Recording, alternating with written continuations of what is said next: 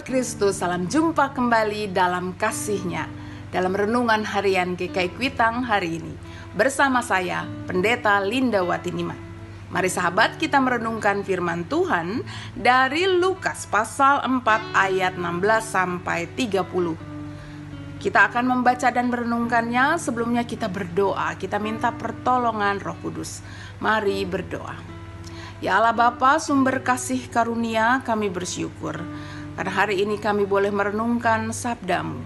Biarlah Engkau memberikan kepada kami kepekaan untuk menangkap apa yang menjadi maksud dan kehendak-Mu.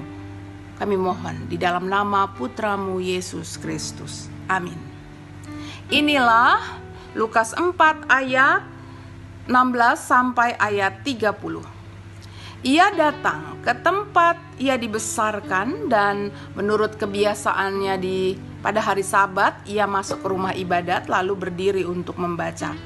Kepadanya diberikan gulungan kitab Nabi Yesaya. Ia membukanya dan menemukan nas di mana tertulis, Roh Tuhan ada padaku karena ia telah mengurapi aku untuk menyampaikan kabar baik kepada orang-orang miskin. Ia telah mengutus aku untuk memberitakan pembebasan kepada orang-orang tawanan dan penglihatan bagi orang-orang buta, untuk membebaskan orang-orang yang tertindas, untuk memberitakan tahun rahmat Tuhan. Ia menutup gulungan itu, memberikannya kembali kepada petugas, lalu duduk. Mata semua orang dalam rumah ibadat itu tertuju kepadanya.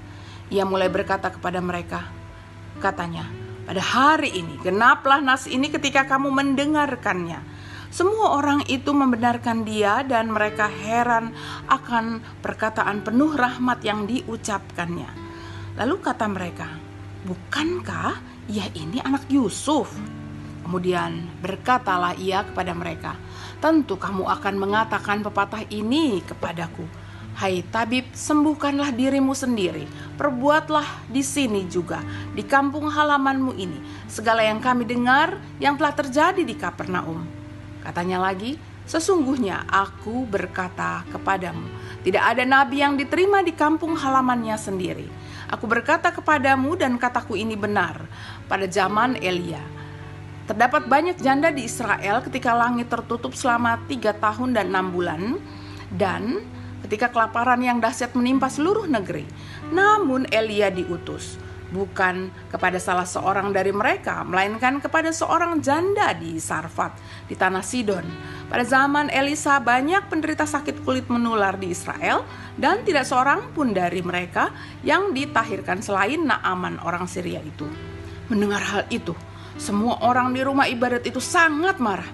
Mereka bangkit, lalu menghalau Yesus keluar kota dan membawa dia ke tebing gunung. Tempat kota itu terletak untuk melemparkan dia dari tebing itu.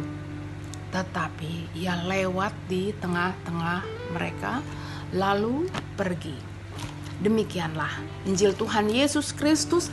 Berbahagialah tiap orang yang suka mendengarkannya dan yang memelihara dalam hidupnya sehari-hari. Sahabat Kristus, ada saat ya, seringkali kita merasa tidak nyaman atau tidak puas karena apa yang kita lihat yang terjadi itu tidak sesuai dengan apa yang ada di benak kita. Demikian kita memikirkannya, semakin gundah gulana hidup kita. Lalu kita menyimpulkan betapa hidupku tidak menyenangkan, kacau ataupun sial. Lalu muncullah betapa banyak gambaran bagaimana siapa yang semakin banyak, siapa saja yang terlibat, dan itu semakin membesar.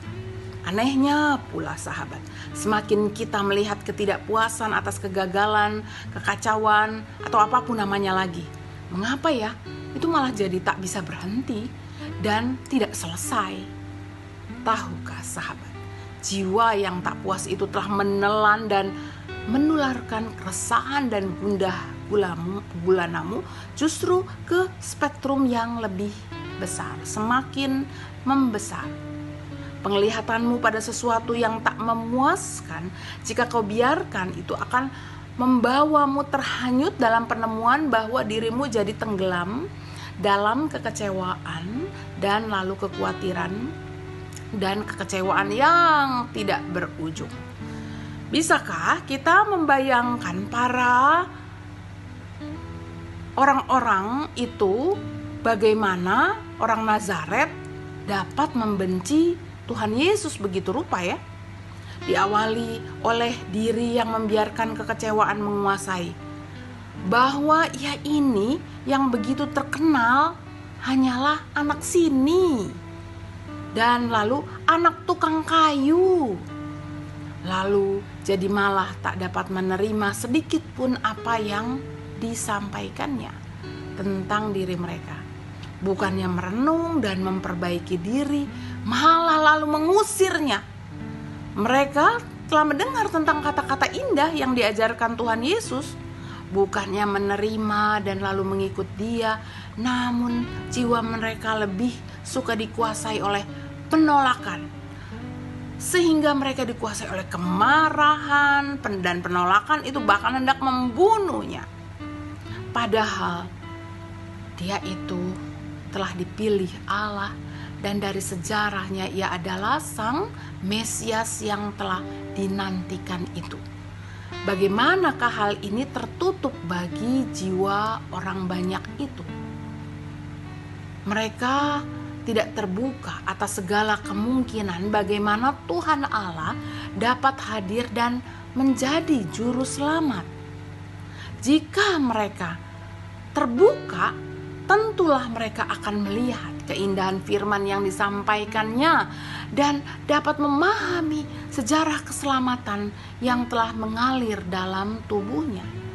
Jika saja mereka terbuka pada pekerjaan Tuhan, tentulah mereka jadi suka menelaah dan mencerna lalu menerima bahwa Yesus ini adalah Sang Mesias itu sendiri.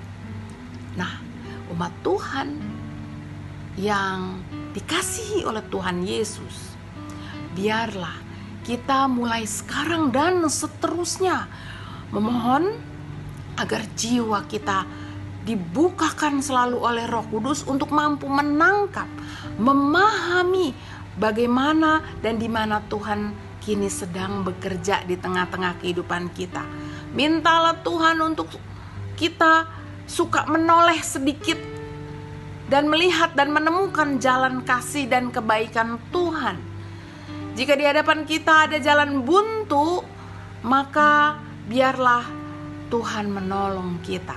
Doa saya, kita semua dihantar untuk mengalami kuasa dan kebangunan spiritual yang memberi kepada kita kekuatan dan motivasi untuk mengambil langkah yang selalu dijiwai oleh kehendak Tuhan. Kita percaya dengan iman bahwa jalannya adalah jalan keselamatan, karena Dialah Sang Kristus, Sang Juru Selamat kita. Sahabat, Tuhan memberkatimu, Tuhan menjadi Juru Selamatmu, Tuhan menolongmu. Amin. Sampai jumpa.